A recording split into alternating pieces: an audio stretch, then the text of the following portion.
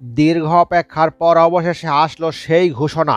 এর আগে প্রত্যেকটি সরকার এবং প্রত্যেকটি বিমান বাহিনী প্রধান ঠিক একইভাবে বলেছে যুদ্ধ বিমান কেনা হবে, কিন্তু বাস্তবে এখনো পর্যন্ত একটি খেলনা বিমানও কিনতে পারেনি। এবার অ্যাটাক হেলিকপ্টার এবং যুদ্ধ বিমান দুইটাই কিনতে চলেছে বাংলাদেশ। শীঘ্রই দেওয়া হবে এর জন্য টেন্ডার। যুদ্ধ বিমান ছাড়া বাংলাদেশের সার্বভৌমত্ব একেবারেই হুমকিতে রয়েছে।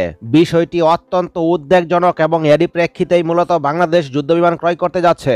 আর এর জন্যই মূলত বাংলাদেশ ইতিমধ্যে কয়েকটি বিমান ঘাঁটি তৈরি করছে।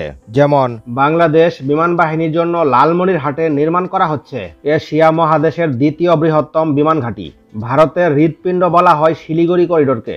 অত্যন্ত সরু অঞ্চল দিয়ে পূর্বাঞ্চলের 7 রাজ্যের সঙ্গে যোগাযোগ রক্ষা করে দেশটি। লালমনিরহাট বিমান ঘাঁটির অবস্থান ভারতের সীমান্ত করিডোর থেকে মাত্র 12 কিলোমিটার দূরত্বে। বিমান ঘাঁটি পুনরায় চালু করা হবে, এজন্য কাজ শুরু করা হয়েছে। বিমান ঘাঁটির কার্যক্রম শুরু হলে বাংলাদেশ কৌশলগতভাবে ভারতের উপর কতটা প্রভাব বিস্তার করতে পারবে। 20 সালে বিমান ঘাঁটির ইতিহাস 90 বছরের পুরনো। 1931 সালে ব্রিটিশ সরকার এ উপমহাদেশে বিমান ঘাঁটি নির্মাণ করে। পরবর্তীতে 1947 সালে দেশ ভাগ হলে বিমান ঘাঁটির কার্যক্রম বন্ধ হয়। 1957 সালে লালমনিরহাট বিমান ঘাঁটির কার্যক্রম শুরু হলেও তা এক সময় বন্ধ হয়ে যায়। দেশ স্বাধীন হওয়ার পর 1972 সালে বাংলাদেশ বিমান বাহিনীর হেডকোয়ার্টার স্থাপনের সিদ্ধান্ত নেওয়া হয় লালমনিরহাট বিমান ঘাঁটিতে। শেষ পর্যন্ত ভারতের আপত্তিতে তা সম্ভব হয়নি। এরপর পরিত্যক্ত হিসেবে পড়ে আছে বাংলাদেশের বৃহত্তম এই বিমান ঘাঁটি।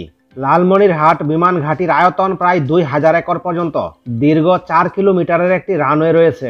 20 সালে বিমান ঘাঁটি থেকে অসংখ্য যুদ্ধ বিমান অপারেট করা সম্ভব হবে, যা ভারতের জন্য দুশ্চিন্তার অন্যতম কারণ। 2017 সালে প্রতিরক্ষা দপ্তর থেকে সিদ্ধান্ত গ্রহণ করা হয় পুনরায় বিমান ঘাঁটির কার্যক্রম শুরু হবে এবং বৃহত্তম পরিকল্পনা গ্রহণ করা হয় পৃথিবীর বিভিন্ন দেশের যাত্রীবাহী বিমানগুলোকে লালমনিরহাট থেকে মেইনটেনেন্স এবং ওভারহোলিং করা হবে।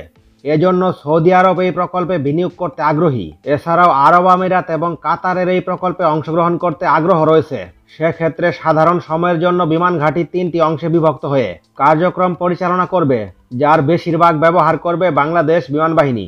তবে যুদ্ধকালীন সময়ে পরিপূর্ণ বিমান ঘাঁটি ব্যবহার করবে বাংলাদেশ এয়ারফোর্স। যদিও এটি একটি পরিপূর্ণ বিমান ঘাঁটি, কারণ একটি পরিপূর্ণ বিমান ঘাঁটি নির্মাণের জন্য 400 থেকে 500 একর জমি যথেষ্ট। সেক্ষেত্রে 3 ভাগে বিভক্ত হলেও 700 একর পর্যন্ত জমি পাবে বাংলাদেশ এয়ারফোর্স। ভারত সীমান্তের এত কাছাকাছি ঘাঁটির অবস্থান হলেও ভৌগোলিক কারণে আর্টিলারি দিয়ে হামলা করে ধ্বংস করতে পারবে না, যার কারণে ঘাঁটি নির্মাণে বরাবরই আপত্তি জানিয়ে আসছে ভারত। ভারতের আরো দুশ্চিন্তার কারণ হলো বাংলাদেশ বিমান বাহিনী সহজেই ভারতের শিলিগুড়ি করিডোরকে ধ্বংস করে দিতে পারবে। যুদ্ধ বিমান কিনতে বাংলাদেশ সরকারের নতুন সিদ্ধান্ত। এই সিদ্ধান্ত অনুযায়ী একটি যুদ্ধ বিমান কিনতে ডজন খানেক শর্ত আর মধ্যস্থতাকারীর পেছনে অর্থ খরচ না করে এখন সরকার প্রস্তুতকারী প্রতিষ্ঠান কিংবা বিক্রেতা দেশের সঙ্গে সরাসরি চুক্তি করবে। এতে করে বেশ কিছু অর্থ সাশ্রয় হবে আর বাংলাদেশ বিমান বাহিনীর পেছনে খরচ করা হবে এই অতিরিক্ত বেঁচে যাওয়া অর্থ, যাতে যুদ্ধ বিমান কিনতে অনেকটা সহজ হবে।